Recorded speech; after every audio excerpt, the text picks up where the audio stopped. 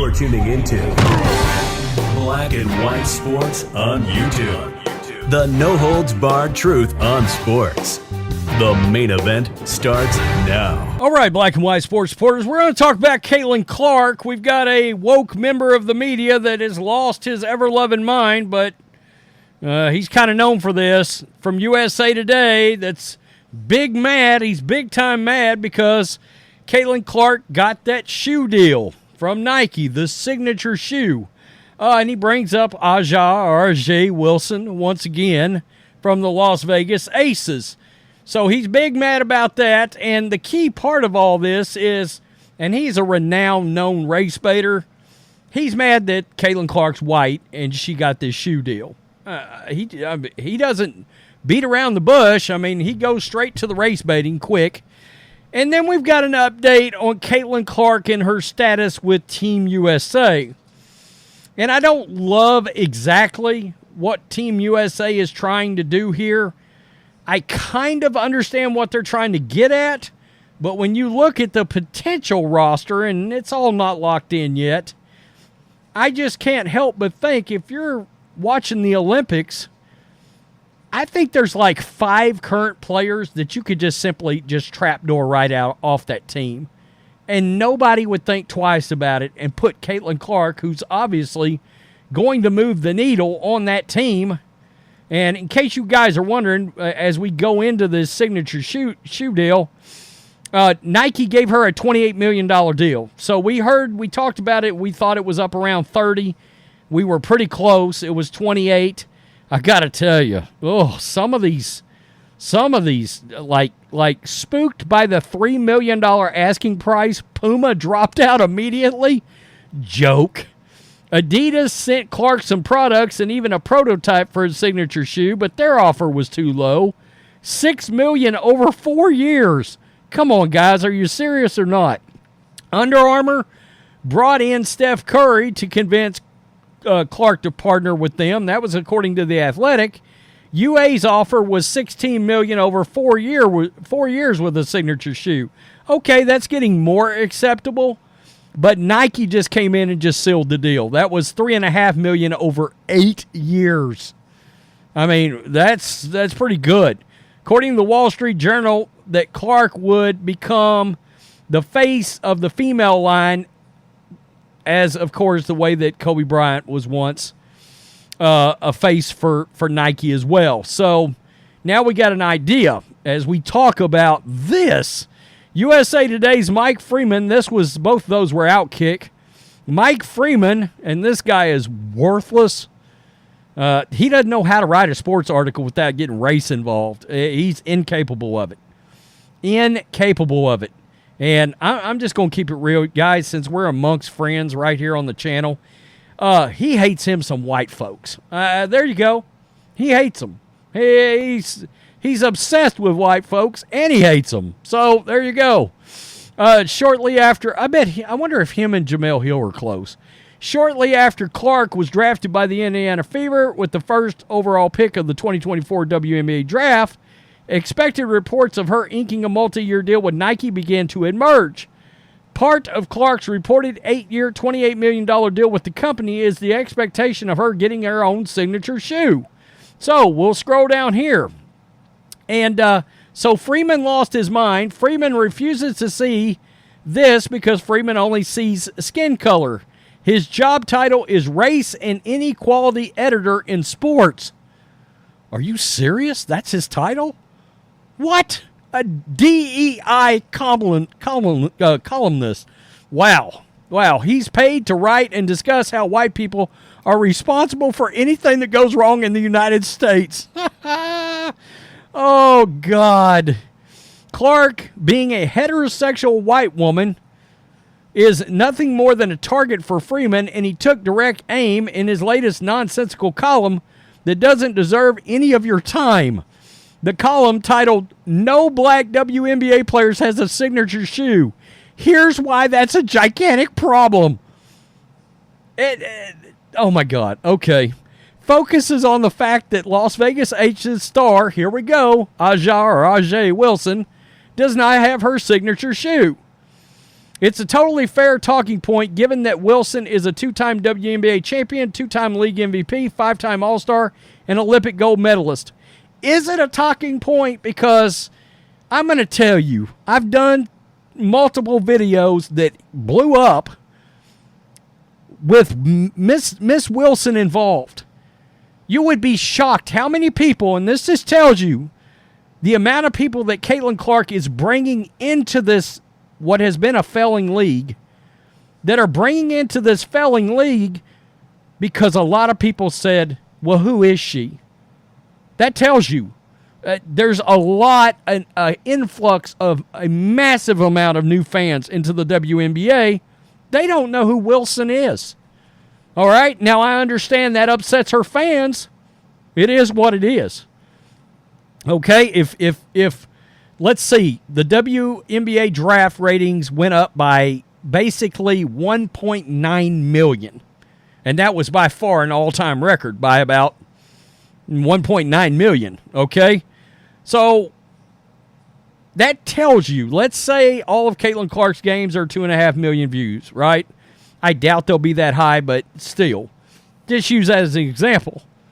Well, that's a hell of a lot of people that didn't watch the WNBA that has no idea who Aja or RJ Wilson is, that already knows who Caitlyn Clark is because they just watched her in college basketball.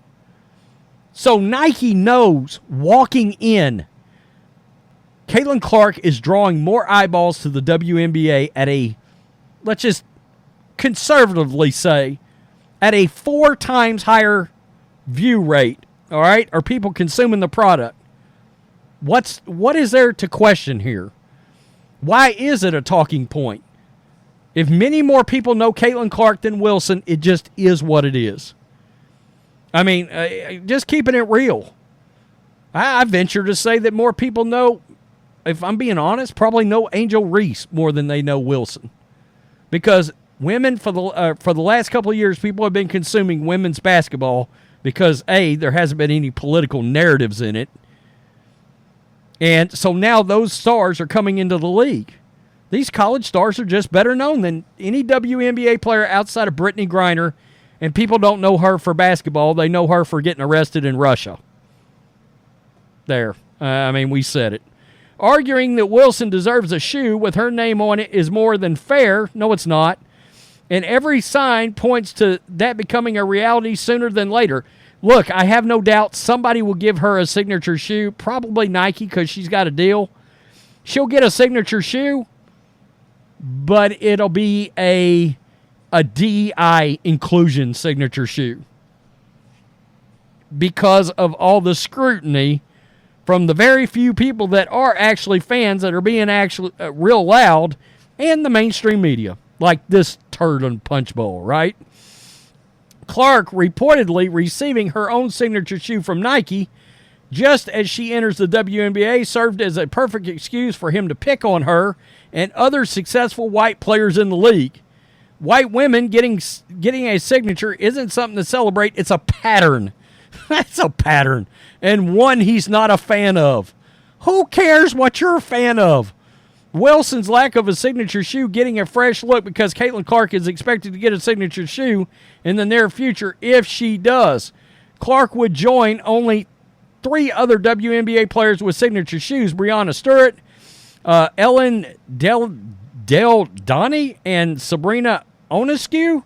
I hope I'm saying her name right. You may have noticed a pattern here. Okay, they're white. They're white. Come on. After Freeman snide note about a pattern of whiteness, oh, you better watch out. These women may be also heterosexual. Oh, God. What's the league coming to? After Freeman's snide note about a pattern of whiteness in the WNBA, he explains that back in the day, nearly every signature shoe in the WNBA belonged to a black woman. So after all this wokeness and this DEI, you believe Nike is trying to go back to being more white? Okay, I'm sure. There's only been 12 players in the history of the WNBA with their signature shoe in the past. Almost every signature shoe from 1995 to 2011 belonged to a black woman. So now that a few white women have got one, it's a problem. So that's still 1, 2, 3, 4 players versus 8? 8 black players, and you're complaining. Wow. Okay. Wow. Just blatantly racist against whites. The fact that only white women hold the power of a signature shoe now as the WNBA enters its most high-profile, prosperous phase shows how black women are being ignored in the league, that they dominate. They may dominate it, but nobody watches it right now. There you go. If it reads like Freeman is complaining about the fact that some white women have been awarded for opportunity for a signature shoe, it's because that's exactly what he's doing. It's unimaginable. Unimaginable that this guy, and I would guess that I wonder where he landed on the woke tournament that Outkick ended up having. That's pretty interesting. That's crazy as hell. It really is. So, anyway, let's come back over here. Let's go back to Caitlyn Clark and Team USA. Wow. 8 black WNBA players have gotten a signature shoe. Now there's going to be 4.